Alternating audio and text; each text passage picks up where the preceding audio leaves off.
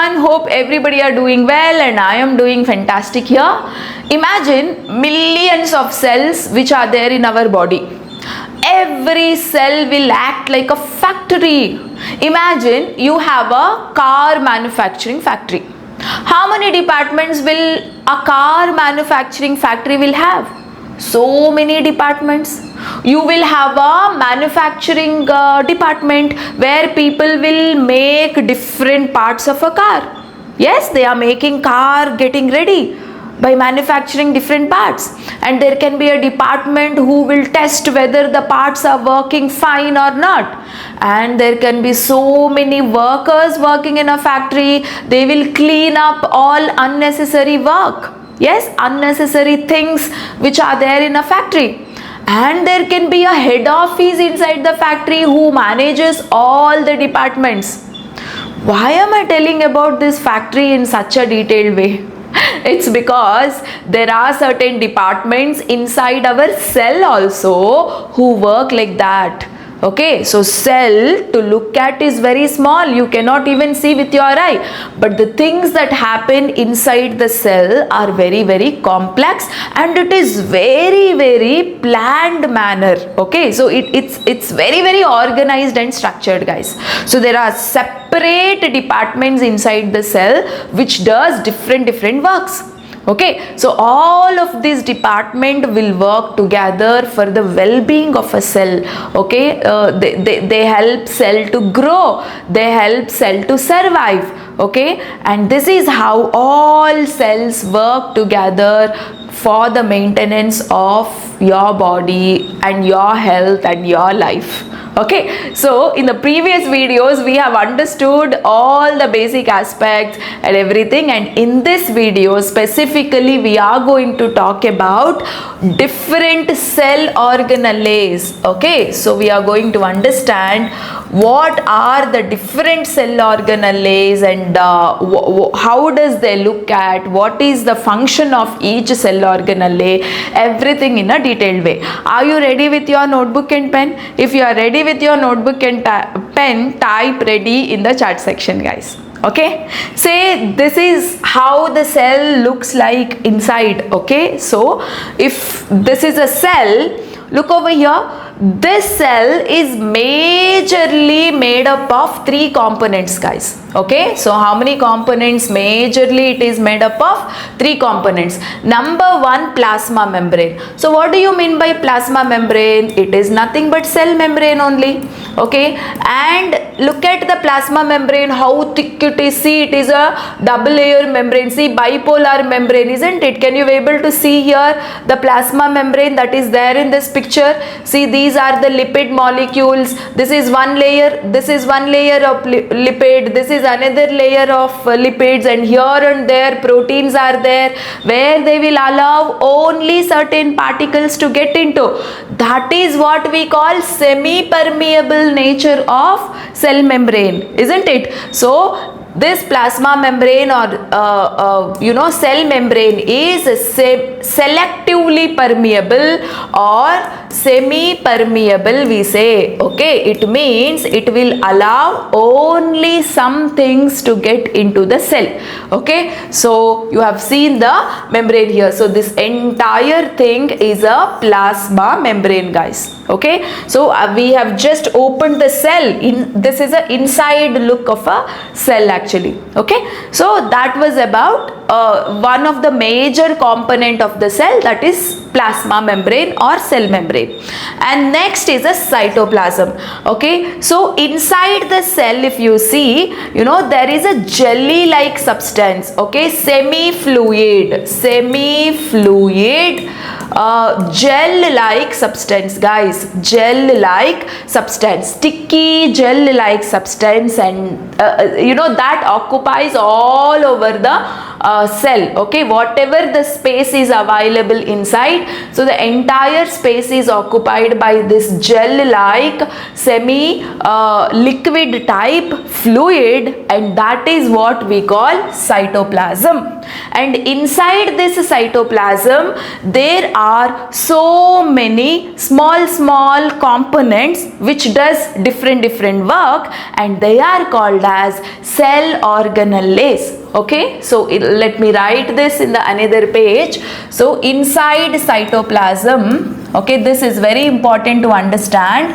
Inside cytoplasm, what do you have? You have cell organelles, okay, cell organelles. So what are cell organelles here? So these are subcellular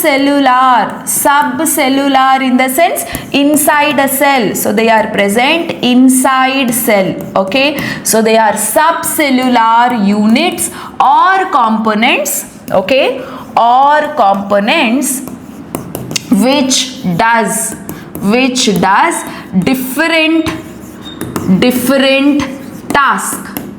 different task or works, okay, inside the cell. So they are called as cell organelles. So what are the examples of cell organelles? You know, you have endoplasmic reticulum, we will discuss later. ER in the sense endoplasmic reticulum. We have Golgi complex here, Golgi apparatus, and there are lysosomes, right, and there are ribosomes are there, mitochondria is there, right, and if it is plant cell, you know, you have chloroplast, or you have different types of chloroplast like substances, all of them together are called plastids, and you also have vacuole, right? So all of this come under cell organelles, okay? So we are going to discuss about every cell organelle in a detailed way. Okay, so now that was the second component. Cytoplasm is a gel-like substance, and in a cytoplasm, you know, all these components, small structures are spread everywhere. Look at here, this is a Golgi apparatus, this is a mitochondria, this is endoplasmic reticulum, ribosomes, lysosomes, okay, all of them are nicely spread inside the cytoplasm. Okay, fine. Now another third important substance or a component you will observe in a cell, that is nucleus, and nucleus is like a head office. So a factory will have a head office where people will manage all other departments, right, where manager will sit and he will take care of every department, he will monitor every department. So here nucleus is also like a manager here. So plasma membrane, cytoplasm and nucleus are the three major components of cell, and where cytoplasm is completely, you know, it gets embedded with what? Different small components which are called as cell organelles, which does different tasks inside the cell.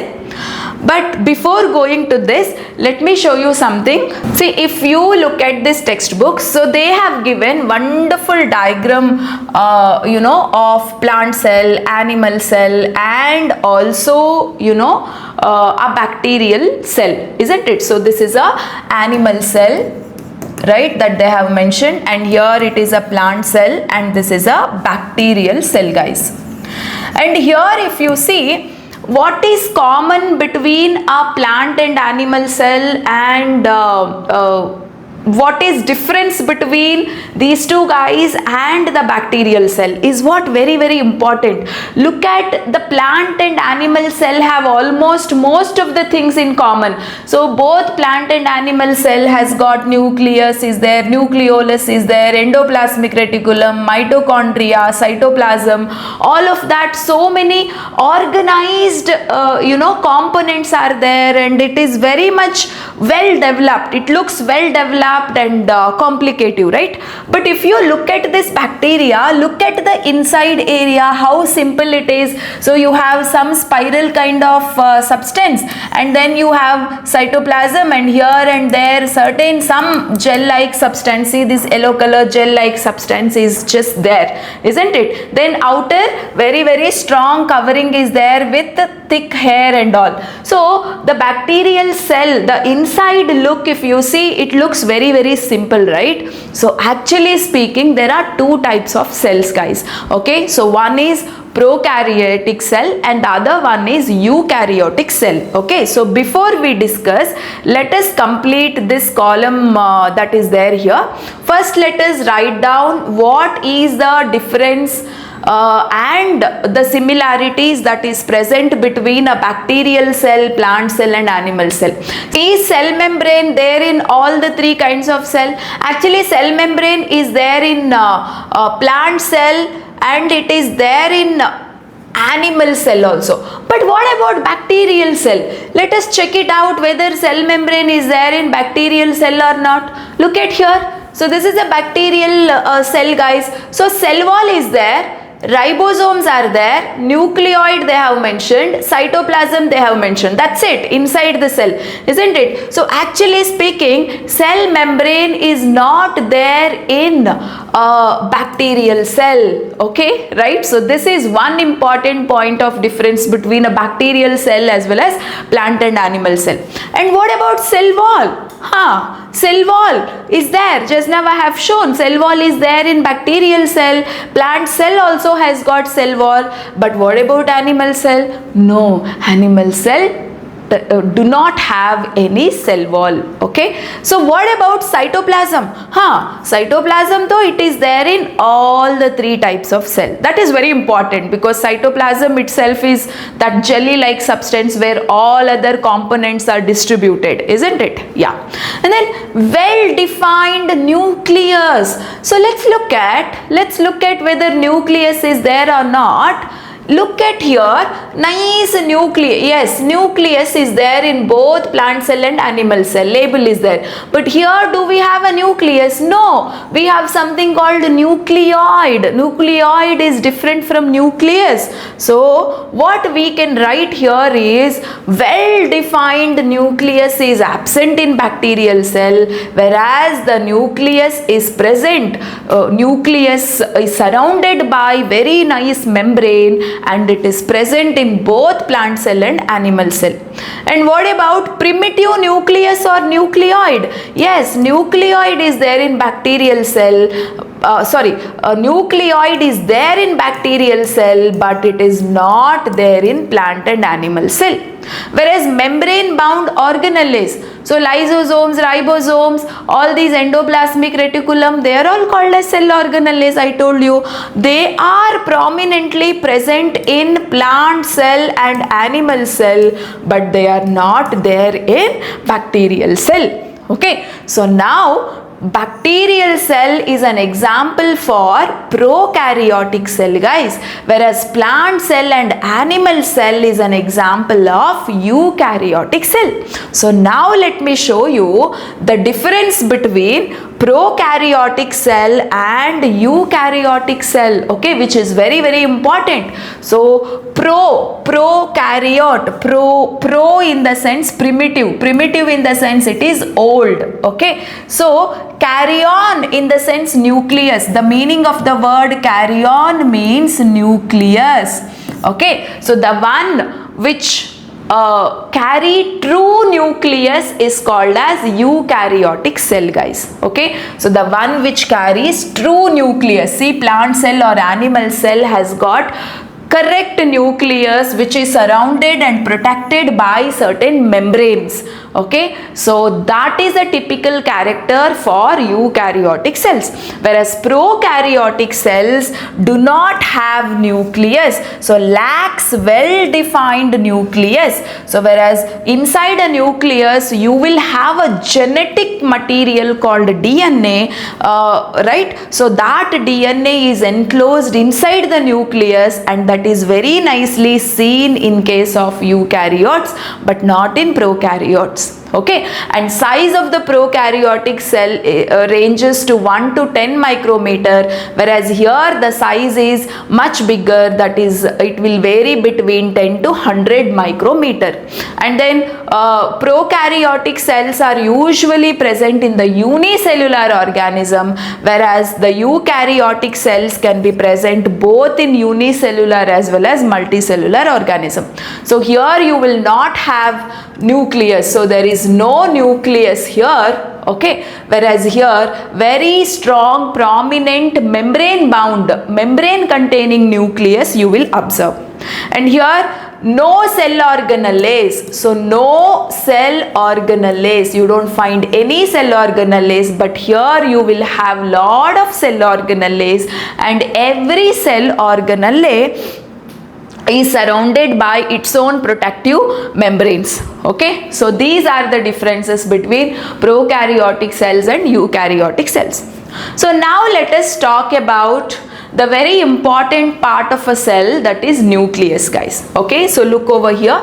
The nucleus alone, if I separate from a cell, you know, this is how it looks. Nucleus is usually present at the center of a cell, and it is the manager of a cell. Like I told you, in a factory, manager manages everybody, every department, isn't it? Just like that, this nucleus is a manager of a cell, guys. Okay, so inside this nucleus, see, this nucleus is having a thick membrane. Look at here, if I cut open a nucleus, look at this membrane, how thick it is. Okay, so this is surrounded by double layered nuclear membrane dotted with transfer pores. Okay, so look at here, there are pores in the membrane, right? So this is not the cell, guys, this is only the nucleus picture I am showing. Okay, if I just separate, just separate the nucleus part, right, from a plant cell or animal cell, this is how it looks, guys. Okay, so if you look at this double membrane, it has got a pores, so it has a double layered nuclear membrane dotted with a transfer pores. In every cell organelle, guys, what you have to learn is learn some points under structure and learn some points under functions. Just take the screenshot of these points, guys, that's more than enough. Okay, so all the points which are there in your textbook I have listed here. Under how does the structure look like and what is the function. Function means importance, role. Okay, fine. And now it contains a dense round body at the center called nucleolus. Inside a nucleus, look at here, this thread-like structure is there now, completely the thread-like structure, and that thread-like structure is called as a chromatin material. Okay, and each thread, if I elaborately see, each thread is a very long chemical which is called as a DNA, guys. Okay, so how does a DNA look like? Just observe here. So here from the nucleus, if you separate chromatin, it's a long fiber-like structure, thread-like a structure, no? So that thread, if you elaborate, it is a long chemical, guys. This chemical itself is called as a DNA. And during the time of division, cell will divide into different cell. One cell can divide into two other cells, okay, during cell division and all. So during cell division, this long DNA will arrange itself as some structures like this called chromosomes. Okay, right? So what I wanted to tell you here is this point is very, very important to understand, guys. So inside the nucleus, okay, inside the nucleus, so you have a chromatin thread-like substance. That thread-like substance, if you elaborate and see through a electron microscope, you know, it is actually a chemical. It is actually a chemical called DNA. The full form of DNA is deoxyribonucleic acid. Deoxyribonucleic acid, guys. Okay, and usually I told you, in each and every cell during the time of cell division, so that thread-like substance will arrange something like this, which are called as chromosomes. okay, which are called as chromosomes. So these entire thread-like structures will arrange as 46 chromosomes inside the cell, guys. So there are how many chromosomes present inside the cell? Inside the cell in the sense they all are there inside the nucleus, okay. So there are 46 such structures. How many would be there? 46 chromosomes would be there inside the nucleus, guys. In normal time, these 46 chromosomes are just, it's like a complicative, it's a lump of thread, that's it, okay. But during the time of cell division only, nicely they will get arranged in the form of these structures called chromosomes, okay. On this chromosomes, there would be, say for example, this piece of chromosome will control the hair color of yours, or maybe in another set of chromosomes, some pieces will control the eye color of your body. Like that, different features or different characters which are there in our body are controlled by these segments of chromosomes, guys, okay. So these segments of chromosomes are called as genes. Like I told you, there are 46 chromosomes now. Say for example, this is a first pair. They are always present in pairs. 46 chromosomes are present in pairs here. So that means there are 23 pairs of chromosomes, okay. So this is a first pair and this is a second pair and this is a third pair. Like that, 23 pairs would be there, and the segments, small pieces of chromosomes, are called genes, okay. So this is a first set, this is a second set, third set, okay. And look at here, small pieces on the chromosomes, they are called as a genes which actually control different characters of your body. So there would be so many gene pairs in the first pair of chromosome, there can be so many gene pairs in the second pair of chromosomes, so many gene pairs in the third pair of chromosomes, and so on, okay. So like this, entire body's functions and features are actually controlled by this genetic material. This is called as a genetic material called DNA or chromatin or chromosome, whatever.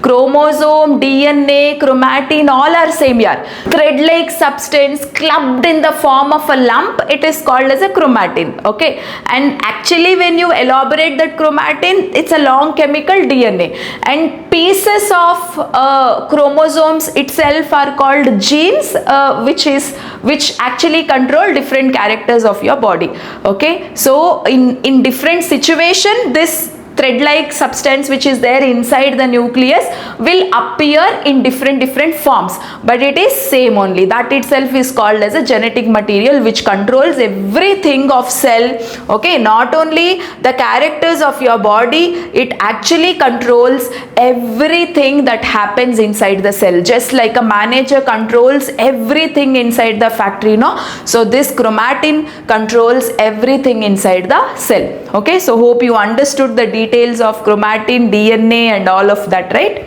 Okay, so what is the function? Like I told you, the nucleus contains the DNA which controls everything inside the cell and every character of your body, isn't it? So that is the function you can actually write for the nucleus, guys. So now coming to the next cell organelle, which is very important, that is ribosomes. So these are ribosomes. What are ribosomes? Ribosomes are protein factories. They manufacture something called proteins, okay. So proteins are very important for a cell, proteins are very important for a body, okay. So these proteins are actually manufactured by ribosomes. And where are they present and how do they look? They are just scattered everywhere inside the cytoplasm, okay. But most importantly, they are present on endoplasmic reticulum, okay. So this is actually a layer of endoplasmic reticulum. Look at here, on endoplasmic reticulum, these small structures called ribosomes are present, guys, okay. So extremely tiny structures lacking their own membrane. They do not carry the membrane of their own, okay, and assembled in the cytoplasm from one large and one small subunit originating from the nucleus. That means, see, they just get spreaded all over the cytoplasm from nucleolus. Actually, they come from nucleolus and they spread all over the cytoplasm. Found floating freely in the cytoplasm, okay, or sometimes they are also present on endoplasmic reticulum. So that is about the structure of ribosomes. And what is the function? Like I have already told you, ribosomes are the primary sites of protein synthesis. So they prepare proteins, guys. Okay, yes, so that is all about ribosomes here. So now coming to endoplasmic reticulum, guys. So look at here, there are two types of endoplasmic reticulum: rough endoplasmic reticulum and smooth endoplasmic reticulum, guys.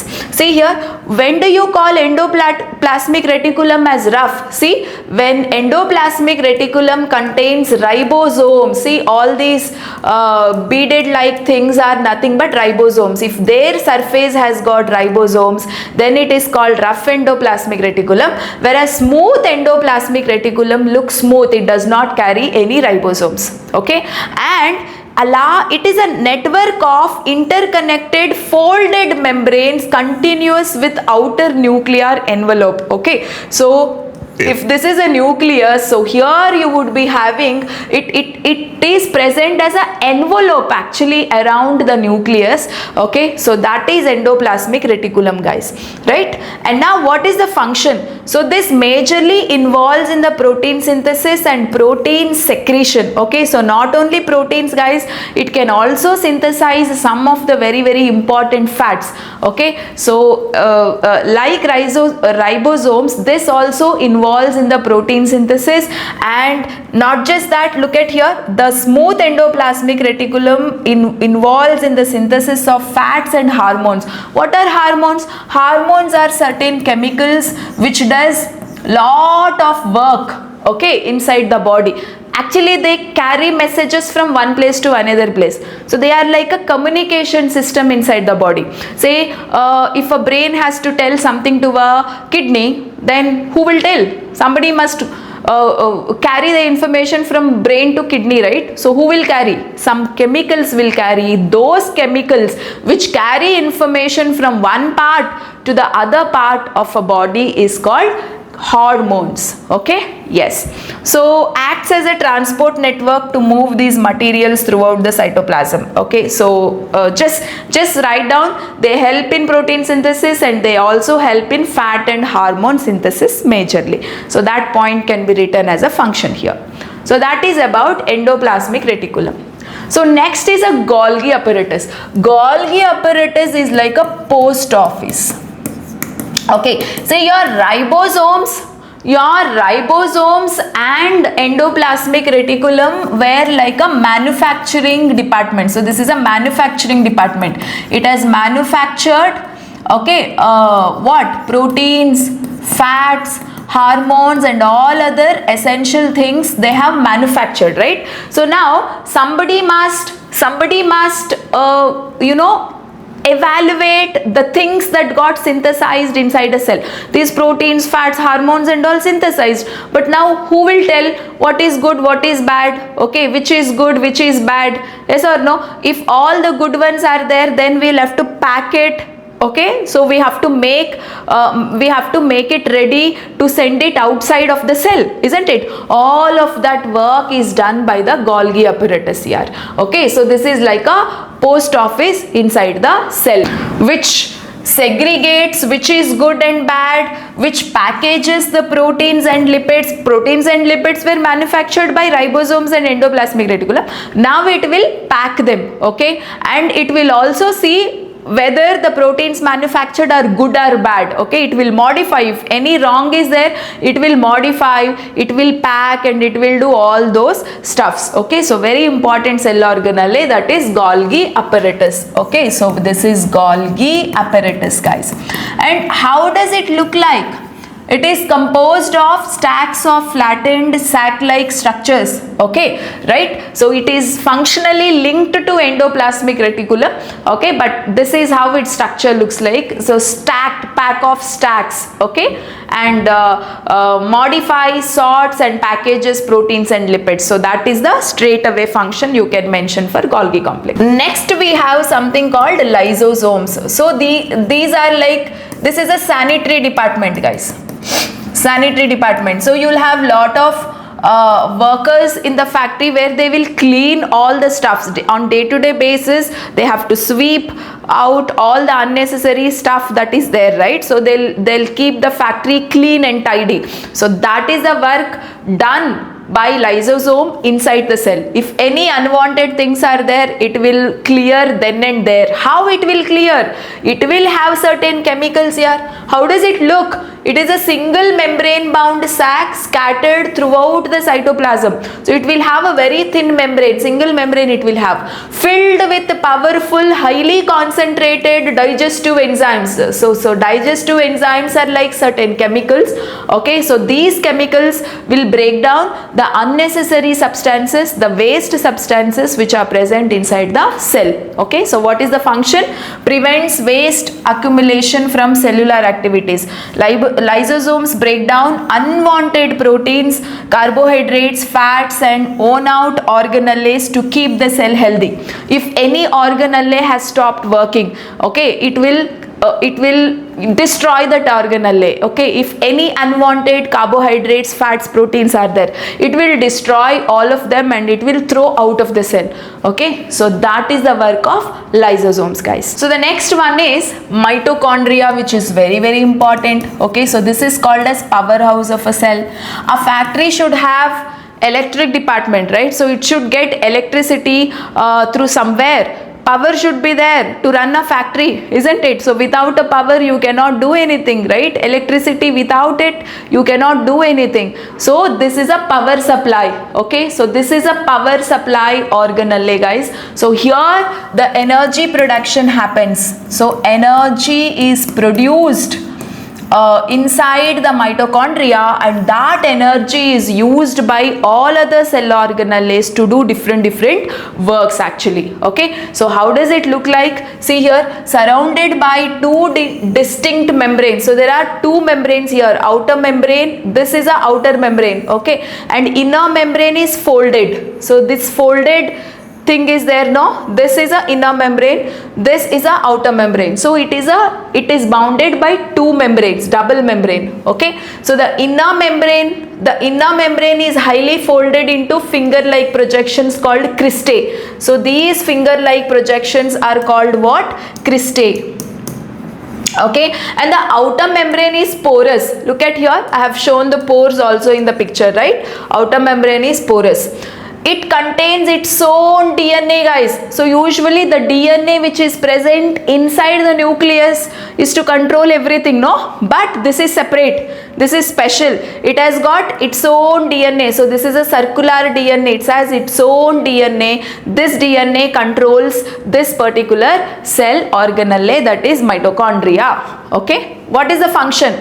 Perform cellular respiration, okay. So what is respiration? Getting energy from food is called respiration, okay. Respiration is not just breathing, it is all about energy. You eat food, you want to get energy, right? So that energy production happens inside the mitochondria, okay. See, it captures and stores the energy in the form of a chemical called ATP, okay. So energy is stored in the form of a chemical called ATP. What is ATP?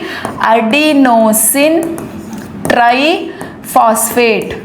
Adenosine triphosphate is called ATP, guys, okay. So very, very important. So that is about mitochondria. So now coming to in case of plants. In case of plants, you have something called plastids, okay. So you actually have three types of plastids here. One is chloroplast, second one is chromoplast, and the third one is leucoplast, Okay, so what is the chloroplast? The picture that I have shown you is a chloroplast. This is also a double layered. Okay, this chloroplast is also covered by two membrane, double membrane bound organelle, unique to plant cells. You'll only find in plant cells, and it also carries its own DNA and ribosomes, just like mitochondria. Okay, it also has its own DNA. Okay, and it contains a semi-fluid substance. Look at here, this is a semi-fluid substance which is actually called as stroma. So these are called as stroma, guys. Okay, and a stacked disc shaped membrane structure. Look at here, there are coin like disc shaped membrane structures. No, so here you will have a chlorophyll pigment which captures sunlight and it will use it for the photosynthesis. Okay, so that is about a chloroplast. So now I said there are other types of plastids which are called chromoplast. So usually you have seen so many leaves and flowers has got different colored petals and etc. Different colored petal containing flowers are there, different colored leaves you would have seen.